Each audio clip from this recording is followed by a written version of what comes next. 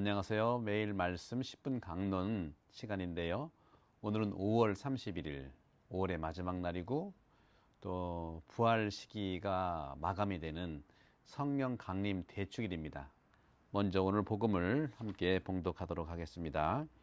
요한복음 20장 19절에서 23절의 말씀입니다. 그날 곧 주간 첫날 저녁이 되자 제자들은 유다인들이 두려워 문을 모두 잠가놓고 있었다. 그런데 예수님께서 오시어 가운데에 서시며 평화가 너희와 함께하고 그들에게 말씀하셨다. 이렇게 말씀하시고 나서 당신의 두 손과 옆구리를 그들에게 보여주셨다. 제자들은 주님을 뵙고 기뻐하였다. 예수님께서 다시 그들에게 이르셨다. 평화가 너희와 함께. 아버지께서 나를 보내신 것처럼 나도 너희를 보낸다. 이렇게 이르시고 나서 그들에게 숨을 불어넣으며 말씀하셨다. 성령을 받아라. 너희가 누구의 죄든지 용서해주면 그가 용서를 받을 것이고 그대로 두면 그대로 남아있을 것이다. 주님의 말씀입니다. 그리스도님 참여합니다. 오늘 성령 강림 대축일 날 중심어를 말씀드린다면 성령을 받아라 라고 말씀드릴 수 있어요. 영어로 보면 receive the Holy Spirit. 창세기에 보면요, 창조 얘기가 두 가지 나오는데 두 번째 창조 이야기에서 하나님께서는 땅의 흙, 다시 말하면 땅의 먼지로부터 사람의 콧구멍에 하느님 생명의 숨을 불어넣어서 인간을 만드셨습니다. 창세기 2장 7절이죠. 코에 숨을 불어넣은 거예요. 저기 새가 좀 지나가네요. 새가 이제 성령의 의미일 텐데. 네. 오늘 복음도 역시 마찬가지입니다. 예수님께서 제자들에게 성령을 받아라. 바로 이 길에서 제자들은 생명의 새로운 숨, 새로움을 불어 넣으신 주님으로부터 선물을 받은 것이죠.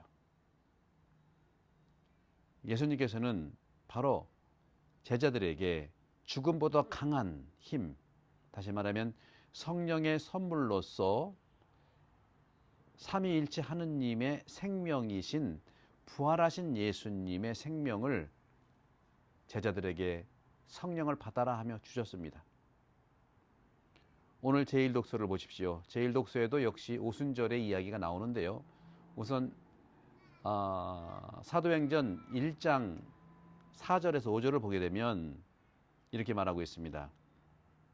예수님께서 제자들에게 나에게서 들은 대로 아버지께서 약속하신 분을 기다려라. 요한은 물로 세례를 주었지만 너희는 며칠 뒤에 성령으로 세례를 받을 것이다. 바로 제자들에게 예수님께서는 증인이 되도록 또 사명을 주셨어요.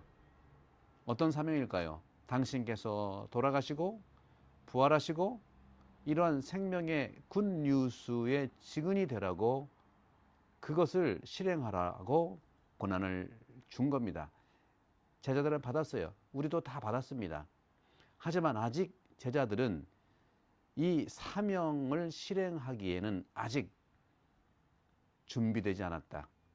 사명 수행의 어떤 노력, 자세를 갖추지 못했다고 이야기할 수가 있겠습니다. 그럼 언제 그것이 갖춰지고 언제 이루어질 거냐?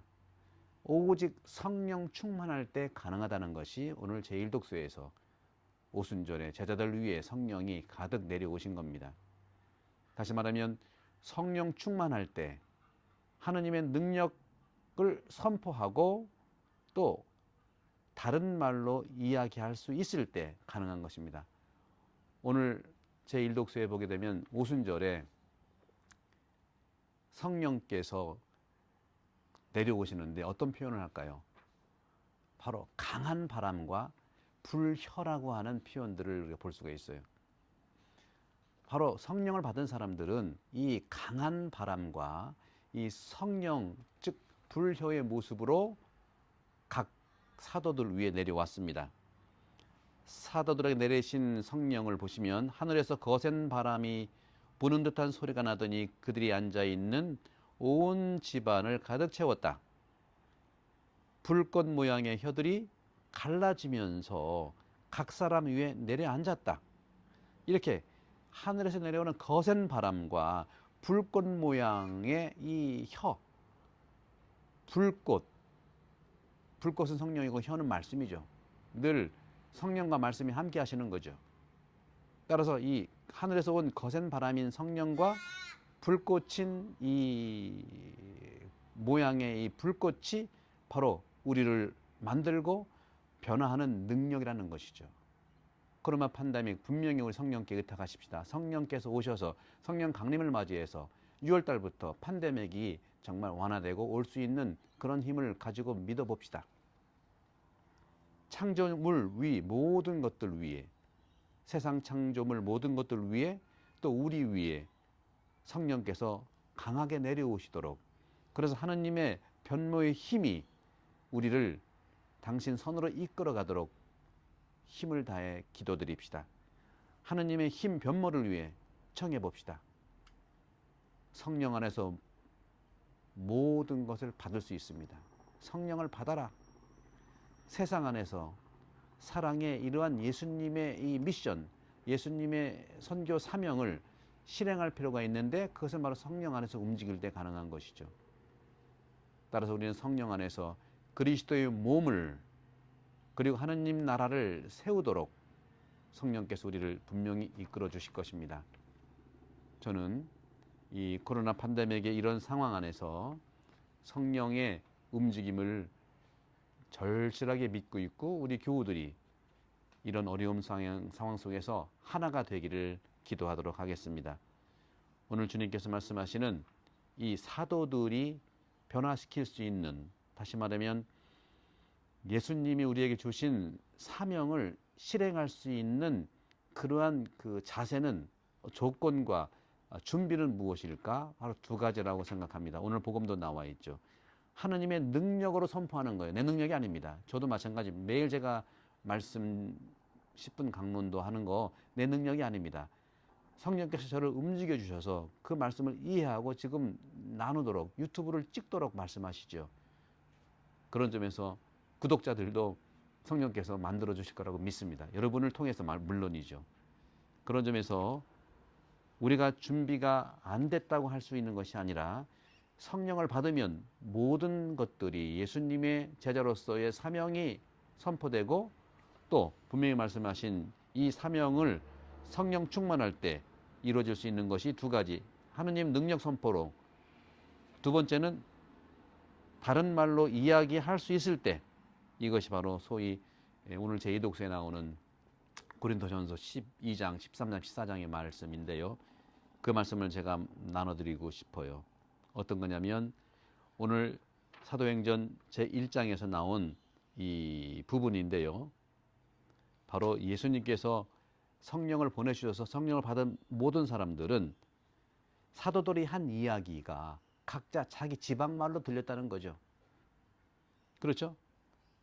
지금 말하고 있는 저들은 모두 갈릴리 사람이 아닌가? 그런데 우리가 저마다 자기가 태어난 지방말로 듣고 있지 않은가? 어찌된 일인가? 저들이 하나님의 위협을 말하는 것을 저마다 자기 언어로 듣고 있지 않는가? 이게 뭘까요? 이해력이죠. 받아들임이죠. 모른다고 거부하는 것이 아니라 어떻게 이해해 보려고 하는 것. 상대방에 대한 오해가 아니라 이해야말로 예수님이 우리에게 맡겨진 사명을 수행할 수 있는 준비입니다. 갖춘 자격입니다. 하느님의 능력 선포를 믿고, 두 번째, 이해할 수 있는 상대방의 말을 내가 알아듣는 거죠. 상대방이 얘기를 해도 내가 알아듣는 걸 얘기하는 것이죠. 이것이 이제 성령 세미나에서 방언이라고도 할 수도 있고 심령 기도인데요. 심령 기도나 방언은 근본적으로 다른 사람의 이야기를 내가 알아듣는 걸 얘기하는 것이, 자기 언어로 얘기하는 거죠. 다른 사람의 언어를 내 언어로 이해한다는 것이죠. 여러분들 성령 가득하기를 기도하겠고, 성령 강림 대축기를 맞이해서 성령이 여러분 가정 안에, 또 우리 전 세계에 코로나 팬데믹을 하루속히 이겨내갈 수 있도록 기도합시다. 성부와 성자와 성령의 이름으로 아멘. God bless you. 감사합니다.